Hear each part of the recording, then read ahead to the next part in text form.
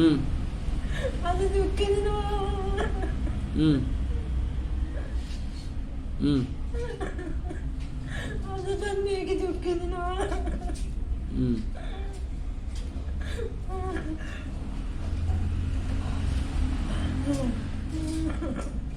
ம்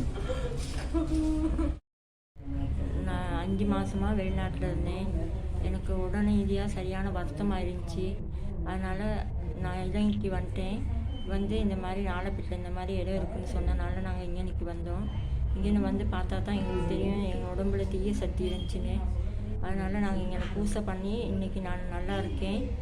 அந்த மாதிரி மிச்ச பேர்த்துக்கு அந்த மாதிரி பிரச்சனை உள்ளவங்க இங்கே வந்து பூசை பண்ணி நல்லா போகணுன்னு நான் சொல்கிறேன்.